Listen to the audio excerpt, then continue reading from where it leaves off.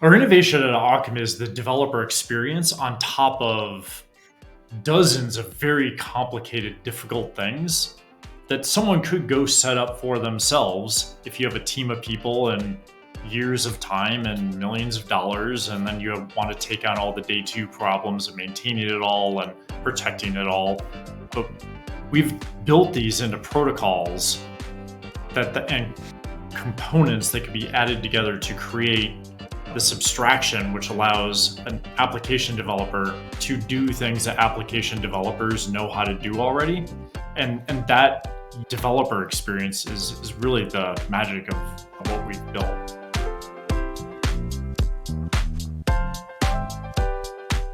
All right, so we have a new Ockam podcast for you today. With me, I have Glenn and Mernal, and today we're going to tackle a very fun topic that we've hinted about, but really wanted to dedicate a decent chunk of time to discuss, which is what we call networkless. We describe Ockam as networkless, and I think one of the interesting things about Ockam, we talk about what it is quite frequently, and we talk about how we are enabling security and trust at the application layer between applications that are in distributed locations. But the thing that also comes along with this are all the things you are not doing because you use Ockam. And a lot of those things are at the network layer. So this podcast is dedicated to this topic of networkless. We'll talk about maybe it'll be controversial. Maybe everyone will just get it now that we've all suffered through having to go through serverless and everyone describing all the eye rolling and banging heads on the table that they did around that one.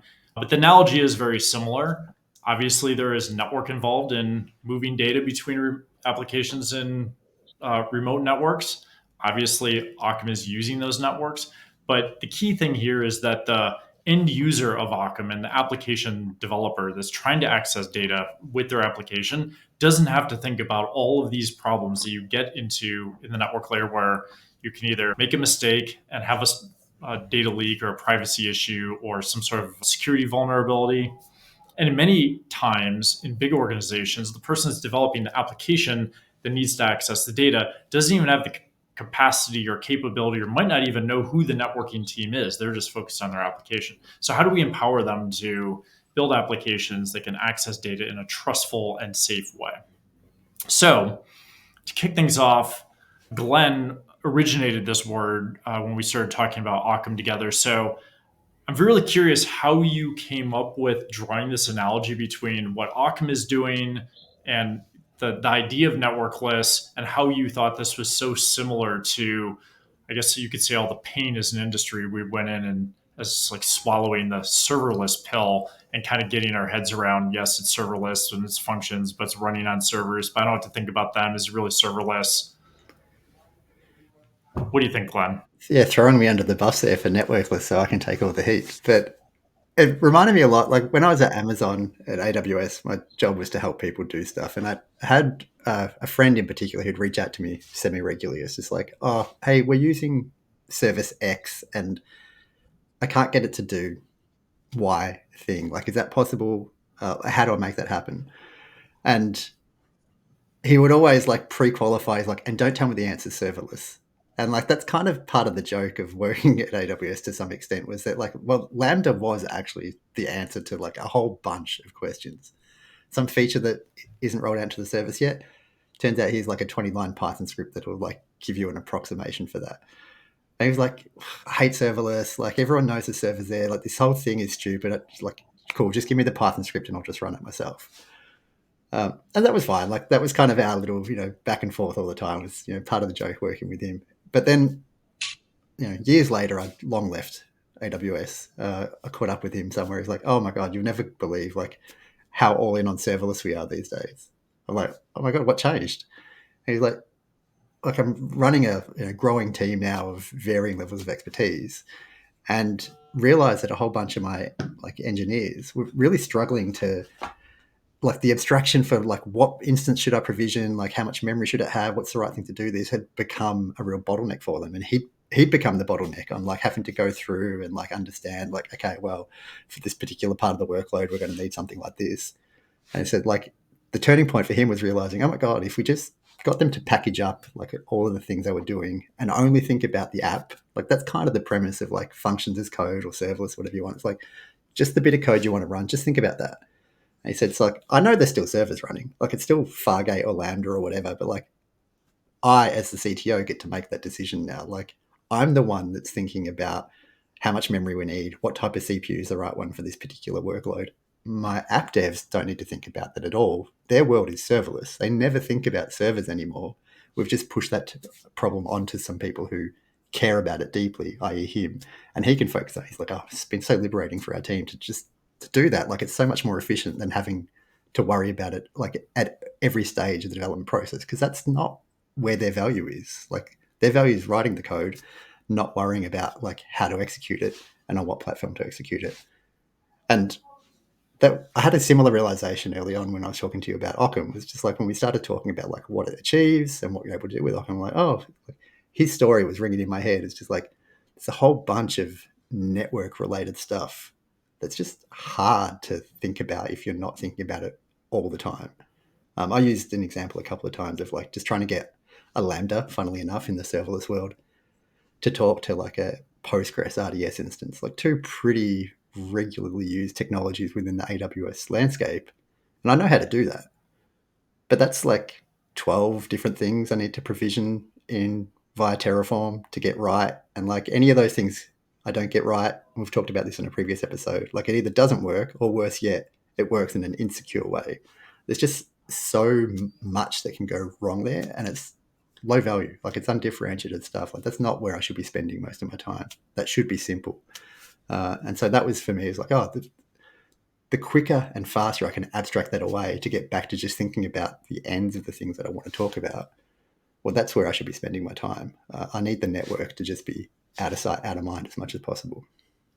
Our innovation at Ockam is the developer experience on top of dozens of very complicated, difficult things that someone could go set up for themselves if you have a team of people and years of time and millions of dollars, and then you want to take on all the day two problems of maintaining it all and protecting it all. But we've built these into protocols and components that could be added together to create this abstraction, which allows an application developer to do things that application developers know how to do already. And that developer experience is really the magic of what we've built. Yeah, and what's interesting about that story, Glenn, is there's servers 20 years ago when, some of us were working with servers on a rack somewhere or at home.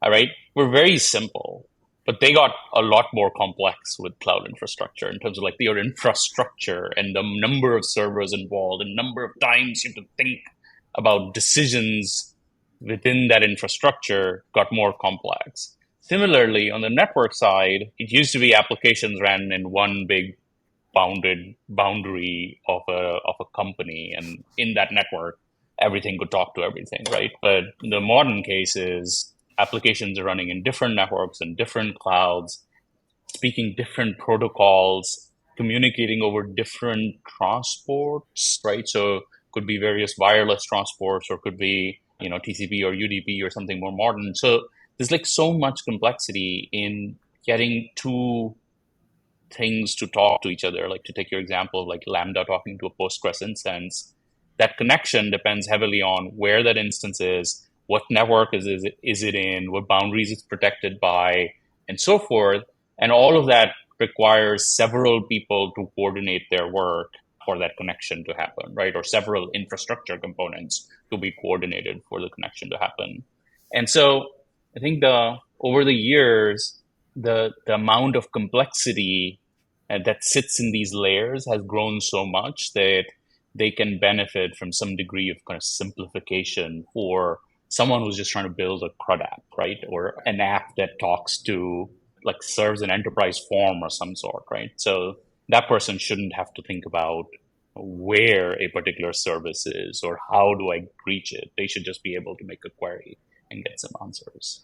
Yeah. So the thing that reminds me of Renal is like I think about my own career arc, I guess, to some extent, and like how the pendulum swings back and forth between like different abstractions, where my focus is, like what I've worked on. And so like early days working for an ISP, doing like C and CGI based development. It's all in one box. It's all the world is kind of simple in that respect, and you're sort of really in the weeds on a lot of stuff. And then you know, fast forward a few years, and like I'm using the Microsoft stack and a lot of .NET stuff and deploying to ISS, and it's like SQL Server, and it's like again the integrated experience there. I've kind of got a higher abstraction now. Like I'm not really thinking about deploying code the way I used to, and it's still sort of one, maybe two boxes. Jump ahead another 5 years, and Rails comes along, and I think partly because of the speed efficiencies, but then the less integrated Microsoft experience means that I'm back to thinking about servers again, like I'm deploying with Capistrano, but everything's still close. And then the cloud comes along, and all of a sudden things start to break up, and it's just this constant pendulum swing of like, there'd be a 5-year window where I'd only have to think about app code because I'd get this great deployment experience. Then I'd spend more time in the weeds, and the cloud came along, and I was thinking about infrastructure again and how do I spin up EC2 instances. But then serverless came along, and now I'm thinking back just code again. But again, it comes back to that network layer thing was kind of the sticking point. Is like functions are good by themselves, but functions need to talk to other stuff. And then I'm back into, all right, now I'm in the world having to think about networks and firewalls and security groups and that whole thing. I feel like this is just like, from my personal experience, like the pendulum swing of abstractions has been back and forth over and over again. And now that we have some pretty good abstractions, but the world is more distributed than it's ever been. Like you're trying to connect to dozens of different systems in multiple different locations. Maybe you're multi-cloud, maybe you're just between an on-prem and like your own cloud or whatever. But like there's just, you're not in that simple world of like I'm one, maybe two servers in the same physical network. Like I'm spread across multiple virtual networks, across different cloud platforms, across different SaaS providers. And that's another one where for me, it was just like, cool. That's why serverless as an abstraction has been valuable because it's got the app side of it. But the new distributed world we live in, there's a network version of this that has been missing for a long, long time. I think another piece here is that people get into a distributed computing mode much faster because of all of these best of breed services, that are available. Like Snowflake is such a great product, right? So it just makes sense very quickly that you're building an application, you need this data lake product, and you now all of a sudden are, building your application in one place using Snowflake, and you start, then you, as soon as you kind of break out of your own VPC, you're kind of using everything in your own network, and you kind of start connecting more things. It's just natural to keep going best in breed all around, and with your analytics tools and different SaaS services. So I think companies now are breaking out of their own little trust boundary much sooner in their development cycle, because by using all of these best of breed services, you can just build the layers of your application that drive your value for your customers faster, right? So it's just a very natural progression. And as soon as you make this decision to use other services or put data in different locations, maybe because of regulations, GDPR is now a thing. So you have to keep data in the right location matters. So you take all these considerations into account, and now all of a sudden you have this network complexity, networking and connectivity complexity that comes very quickly and probably prematurely to maybe where your engineering team is or how you've built your team, and you're not really wanting to bring in a whole security team or a whole networking team. You still need to make these connections. So that is one of the benefits of Ockam. It's all the stuff you don't have to build and maintain and deploy because you might not have the resources to do it. I think another example here is company to company. In a lot of scenarios, you don't have the ability to affect another company's network or, promote your agenda of getting some hole in the firewall or some IP allow list, or get them to build an API endpoint for you to make some connection.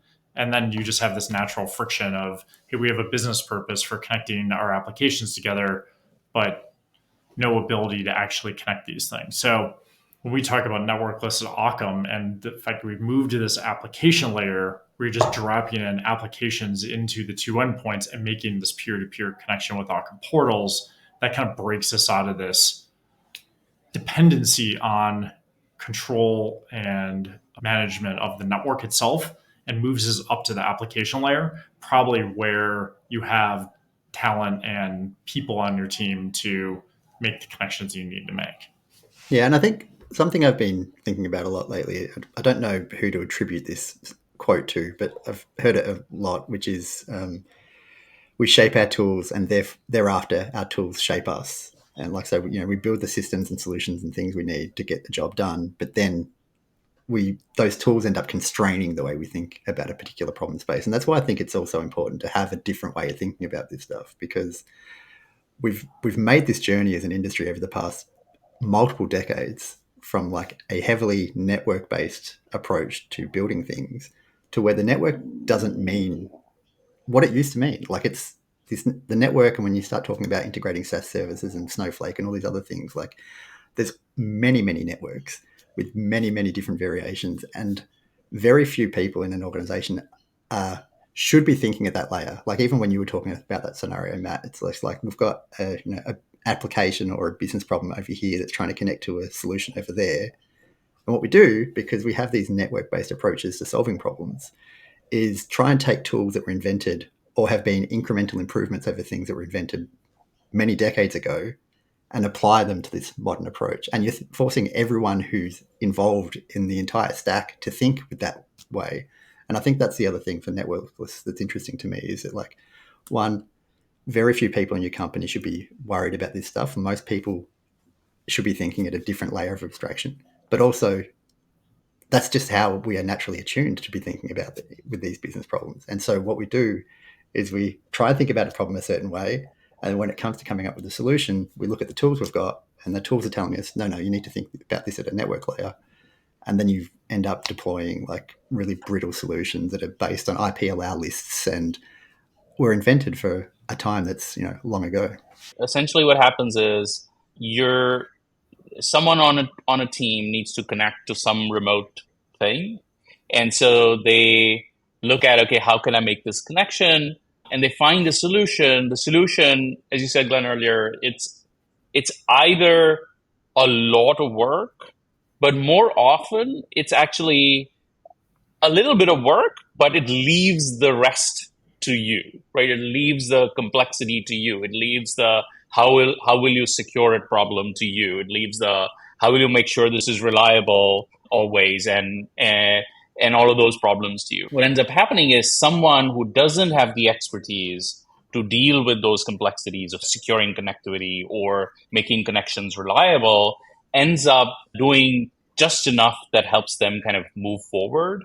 And then the result is you now have a system that's brittle, has security weaknesses, has privacy problems, and is kind of ripe with a lot of risks to your business, right? And that problem compounds, right? Because this is just one decision's journey in a system coming together. And over time, people make several of those decisions that stack on top of each other, and essentially you end up with essentially like rat nest type complexity in your underlying layers. Well, I think that's why, I've heard you talk about this a lot. Secure by design becomes such an important cornerstone to making all of this possible, is that like if the default position, like the way you start everything is, secure by design and everything that entails, it makes all that other stuff so much easier later, because you've got trust in the idea that like my developer is not only not thinking about this, but like, I guess their interface or their connection point with these concepts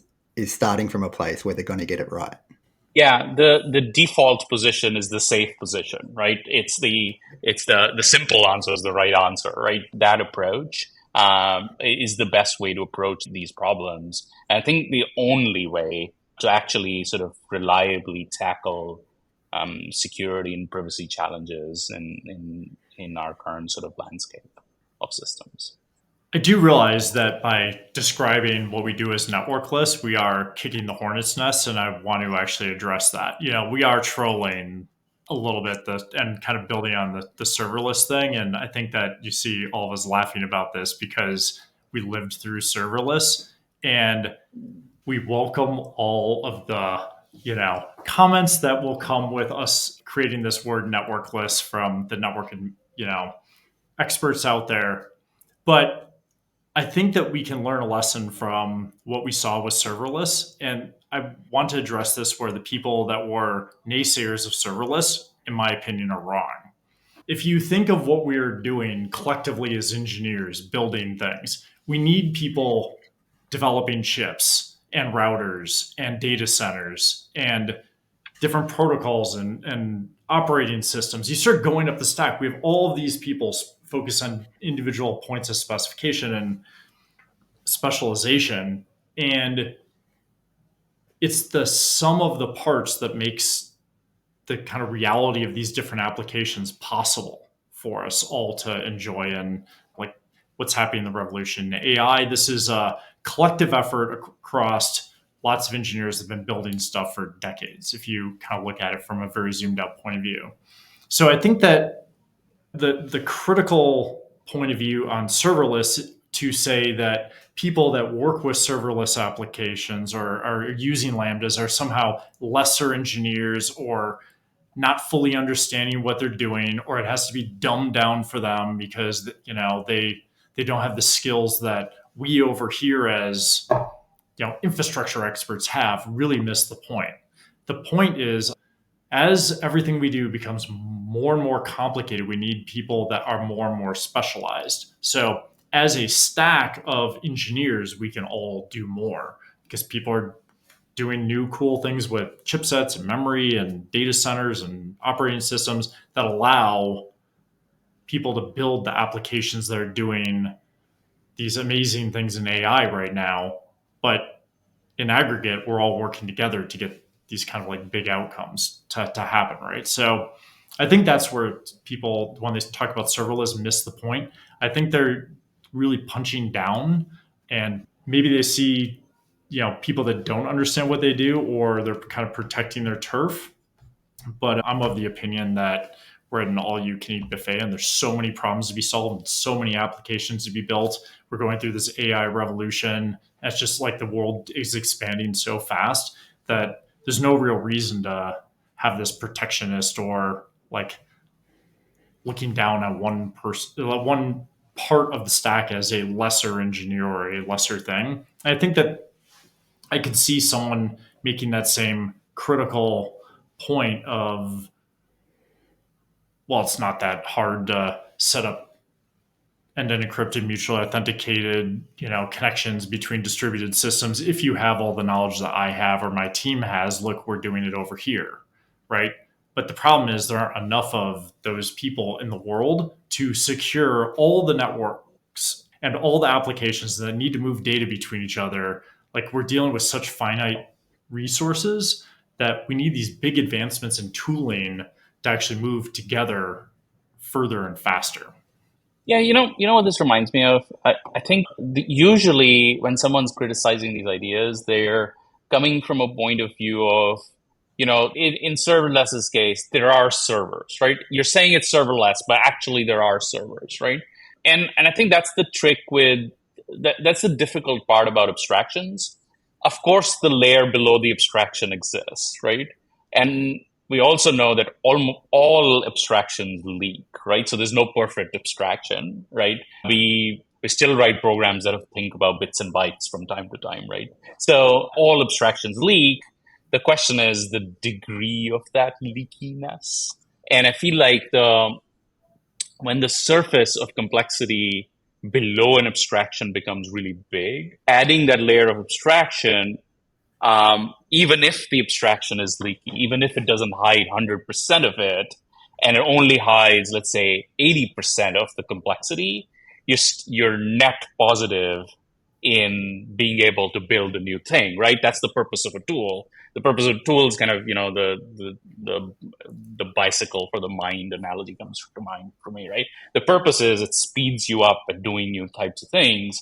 And if you had 100 things to think about, but you now only have 20 things to think about in a certain area, that frees up 80 units of things to think about in new ways and invest in new types of tools, right? So, or new types of functionality, which is what we're all trying to do. Probably lose half the audience with this analogy here, but I'm thinking of that, even before serverless, there was cloud, right? Like the classic one, if anyone remembers this, it's Larry Ellison giving a presentation at Oracle World. He's like, cloud, it's ridiculous. You go into this thing and they like wheel out the Oracle cloud like it's literally racks and servers. And it's like, yeah, that's what the cloud looks like. Like when I was at Microsoft working at Azure, I went to the cloud. It looks like a data center, no surprise, So all these abstractions, like you just keep rolling back and it's this kind of new layer of abstraction that kind of like changes the experience for a group of people. And that's what we're trying to get at with this concept of thinking networkless. Yeah, and actually, like to get really specific, right? What Glenn mentioned, kind of journeys. I think I hear the first time I heard Glenn describe this idea. What it reminded me of was attempts from several years ago around people trying to do RPC like abstractions over remote services. And then for a while, it became like a big no-no that, look, RPCs are really bad because they're very leaky abstraction, right? Anytime you try to do a remote procedure call, if you assume mistakenly that it's just like a local procedure call, it doesn't quite work out that way. Your application ends up with more errors because of that assumption, because that remote procedure call leaks heavily. But over time, it became okay. Like we know these days, like gRPCs are considered okay. Inside Ockam, you can say, create secure channel and a bunch of stuff happens over the network, but you get a secure channel, right? Like it's like an RPC or a composition of RPCs really is how it's kind of working. Or when you call an API somewhere and a response comes back, you can kind of assume it will work that way most of the time, right? So over time, we get better at doing these abstractions. So specifically in Occam's case, right, what it reminds me of, if we say Occam enables your applications to be networkless, a good counterpoint would be, well, actually, what about all the fallacies of distributed systems? The articles that were written decades ago pointing out that, well, network has a bunch of complexity, and if you forget about it, it's at your own peril because your application then gets these like unexpected states, right? So in Occam's case, we're taking some of those challenges of the network, like network has security challenges. Networks are heterogeneous with lots of different types of transports and topologies and boundaries and multiple networks, etc. Networks have different administrators and different security boundaries along the path. Latency and bandwidth and throughput and reliability are all complexities at the network layer. And what we're doing inside Occam is building an abstraction on top and providing certain sort of guarantees to your application from those abstractions. So one of the guarantees you get is you're always talking to a authenticated entity, right? So if your application is sending a message, it knows that it's always sending it to someone else who has been authenticated. You have another guarantee, which is that no one along the path can decrypt or manipulate the message as it travels, right? So these types of guarantees can come out of this abstract sort of interface, which then enables you to build an app without worrying about what if there's an attacker on my network, right? Because you've now got this guarantee coming from Occam. So that type of simplification of the network layer allows you to focus on building your core application rather than worry about these challenges around security or setting up connections or making sure they're reliable or making sure they're private. I think that's made the point before, is that there's finite resources. Like there's only so many people in the world that can solve these problems sometimes. But I think even within that subset, like as an individual, I have finite time. And that's kind of your point there. Like if I think about my own use of serverless and like that comment of like, oh, cool, it's just a 20-line Python script, I can run that. Yeah, so can I. But like that, my default position for most of those things is Lambda, because like I just leave it and it runs. And at some point with like some of my personal stuff, when I think about it, is that like success or scale or something drives a change in that abstraction formula. I'm just like, oh, actually, there's a layer lower that I actually need to care about now, like in terms of throughput. All right, I'll go in and I'll tweak just that bit, or I'll spin up a dedicated EC2 instance because it's running 24/7 now. But like it buys you optionality and time to like make it work in a fantastic way for most of the cases. And if you ever need to like peel back the onion and go, okay, we need to think about this thing, or it's a different approach, like you can do that still. Or like you said, like abstractions are leaky. Like sometimes scale and success is like, oh, actually, like this is not the right abstraction. It turns out I did actually want to connect a network here, not two apps. I'll use a VPN to access my home network. It's, sometimes the right tool for the job emerges, but like having a good abstraction at the start buys you a lot of time to work out what that is. Well, thanks for joining this edition of the podcast. Let us know what you think about Networkless in the comments below. We'd love to have a discussion with you, and we'll see you on the next podcast. Until then, think Networkless. See you later.